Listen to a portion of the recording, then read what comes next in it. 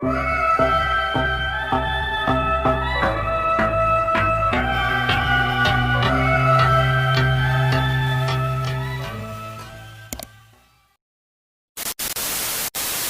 up guys? Welcome back to my channel! For today's video, nakita niyo naman sobrang haggard ako, mga besh. Kasi, meron tayong general cleaning. So, maliban sa general cleaning, magpapagawa din kasi ako ng vanity mirror. Ayan, so, magpapagawa ako DIY vanity mirror. So, ipapakita ko sa inyo kung saan pwesto ko siya ilalagay dito sa kwarto. So, ayun guys, dyan ko ipapalagay yung vanity mirror dyan sa pwesto na yan. So, maliit lang siya kasi konting space lang yung meron ako dito sa kwarto na to. And bala ko din na ipaputol tong part na to ng kama namin para pwede ko siyang mapasok doon. Kasi kapag hindi siya putol, kapag ganito siya, sumasanggi siya dito. Yan. So, hindi siya nakakapasok dito. Kaya hindi siya kasya. So, bala ko ipaputol yon kay Tito para pag nilipat ko to doon, medyo maaliwalas tignan, medyo maluwag. So, yan yung space. Yan yung space ng vanity mirror. And, hindi siya ganun kalaki. Hindi ako makakatayo kasi meron siyang ganito. Mauuntog ka kapag tumayo ka. So, yan. So, ayun guys, no, bibigyan ko kayo ng mga clip ng paggawa ng vanity mirror at saka yung paglilinis ko din dito sa kwarto. Ayun guys, so nalipat ko na yung mga gamit ko nandyan. So, yan yung magiging space ng vanity mirror ko. Diyan ko siya ilalagay. Diyan ko siya ipapalagay. So, yung mga gamit na nandyan is itong mga to. Yung mga nakasako na yan, yung maleta, ay yung mga nakasako lang, yan. Yan yung mga ililipat ko sa kabilang bahay namin, which is hindi naman namin tinitirahan yun. May kwarto naman doon na hindi nagagamit. So, doon ko iiwan tong mga to. Yan yung ibang mga gamit. So, actually, may mga gamit pa dito sa ilalim. Yan, may mga boxes dyan. So, pagpipilian ko ulit yon para konting gamit na lang yung nandito. Kasi sobrang sikip. Nakakasikip talaga. Ako, ang dami ko talagang gamit. Ayan, so, mamimili talaga ako ng mga gamit na dapat lang iwan dito. Kasi sobrang dami, sobrang nakakasikip siya sa kwarto namin ng kapatid kong babae. Check natin kung ano na nangyayari dun sa vanity mirror natin.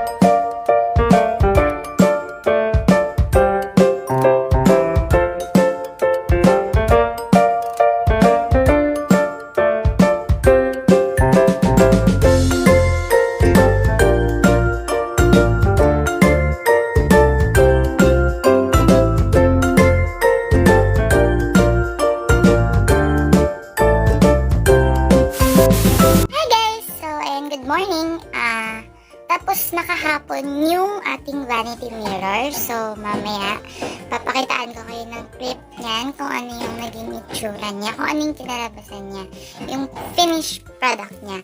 So ayun, nakita niyo naman ang daming kalat sa likod ko. Yan, yung kama namin puno ng kalat. Kasi hindi pa ako nakakapagligpit.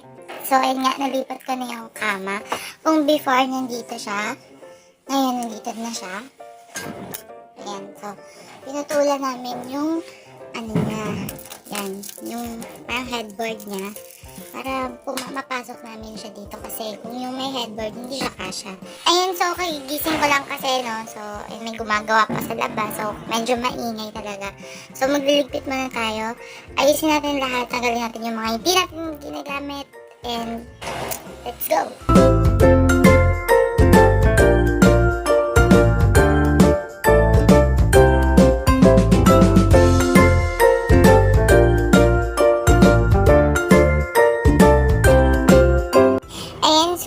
Ginagawa ko ngayon is nilalagyan ko ng ganito, fur ba yan, yung fur na yan. Nilalagyan ko yung nagaya ng mga makeup ko kasi para hindi naman siya, diba, baka mabasag or ewan kung anong mangyari. So lagyan natin siya ng ganyan para ayan, yung magiging itsura niya. So, yan, babalikin ko kayo mamaya kapag tapos na sila. So, yan.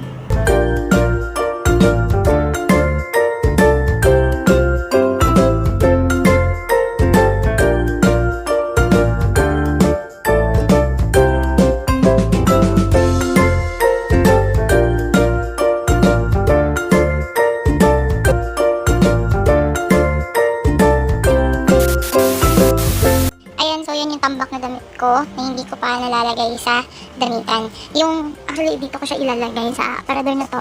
Yung laman kasi nito dati is yung mga damit ng kapatid ko. So, yung kanya, natanggal niya na dyan, nalipat niya na doon. Yung mga nakalagay naman doon is nandito na. So, yan. Ito lang naman yan, mga jacket, long sleeve dress, yan, polo. Yan yun. So, pwede na siya dyan, okay na siya dyan. So, yan. Yung mga gamit, yan, dami pa nakasabit. Ayusin ko pa yan. Ayan, yung ibang gamit na hindi ko pa naayos. Ito, puro bag to.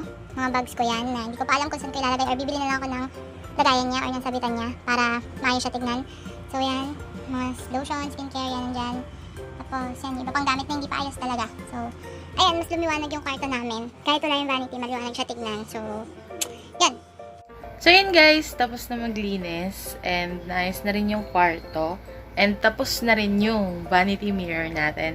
So, yun, mamaya ipapakita ko sa inyo yung vanity mirror ko. And yung mga laman niya sa loob, medyo konti lang naman yun, hindi naman ganun karami. So, actually, meron pang hindi mga tapos ayusin, like yung mga damit, hindi pa nalalagay sa mga dapat lagyan. Pero madali na lang naman yun. So, magpo-proceed na tayo sa vanity mirror na pinagawa ko.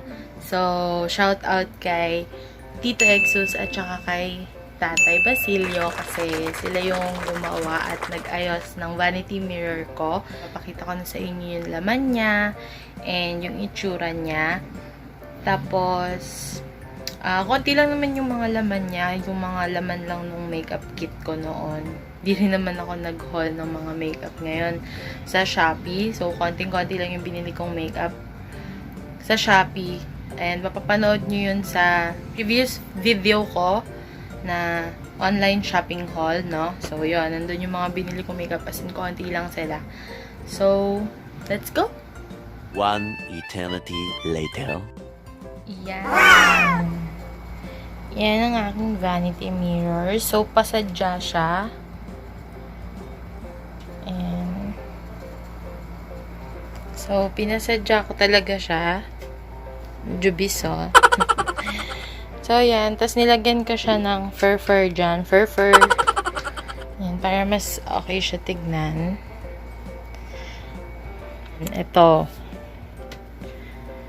So, ayan. May cabinet siya sa likod. Meron siyang divider sa likod na pwedeng lagyan yan ng mga perfume ko, lotions, and brushes, and something, ganyan. So, wallet dyan. Yan.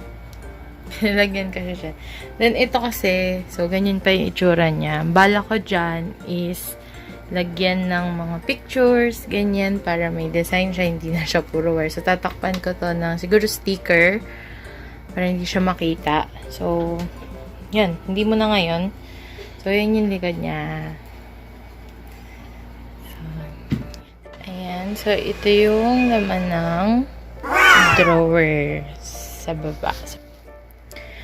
Ayan, so, isang drawer lang siya. Then, ayan, sorry, medyo magulo yung laman kasi ginamit ko sila kahapon. Minikapan ko si Jackie. So, abangan niyo yung video na yon na minikapan ko siya. So, ayun na nga, balik tayo sa pinag-usapan natin. So, ayan, dito yung mga eyeshadow palette, contour palette, yan yung false eyelashes, yung contact lenses, yan. Tapos, ito yung mga nabili ko sa Shopee, kung natatandaan nyo dun sa previous video ko. Yung glow-in-the-dark makeup, parang face paint ata to, yan. So, glow-in-the-dark sila, hindi ko pa sila na-try. So, excited din akong matry talaga yan. Then, yun. Yan, contact lenses, false eyelashes, palettes, yan, eyeshadow. Then, dito sa kabilang side is yung foundation, lipsticks, tapos tints, yung mascara, concealers, yan, eyeliner, yan, dyan nakalagay yan. So, yun nga, magulo kasi ginamit ko sila kahapon. Pero, yan, dyan sila. Then, dito naman sa taas is yung mga, yan, yung mga sponges, yung highlighter, yung ibang blush, yan, yung tawag dito, setting powder, yan, hairspray, primer, ganyan, yung eyelash glue. So, yan, nandyan sila sana. So, konti lang siya, 'di ba? Yan lang din yung mga laman ng makeup kit ko before. So, yan, medyo upgrade lang tayo, no? Ginawa nating vanity mirror. So, yan pa lang yung mga laman niya. And wala pa akong nabibiling ibang makeup. So, di pa naman ako nag-haul. So, ayan sila. So, ayan, yan yung buong itsura ng vanity mirror ko. So, ayan. Wala pa akong upuan kasi di pa ako nakakabili. Pero soon, papakita ko sa inyo kung anong upuan yung binili ko para dito sa vanity mirror na to. So, ayan. Binili ko na yung fur. Ayan, pink din siya, light pink, para same sila nung color ng vanity. So, ayan, meron akong eklabos dyan na Eiffel Tower. A few moments later. Ayan guys, so nagpi-film ako ng about sa vanity mirror. Then, may biglang dumating na order, which is yung mga baked goods ni Ate Roma Rich Gonzalez. So, ito yung FB account niya. Pwede nyo siyang i-contact kung gusto nyong umorder.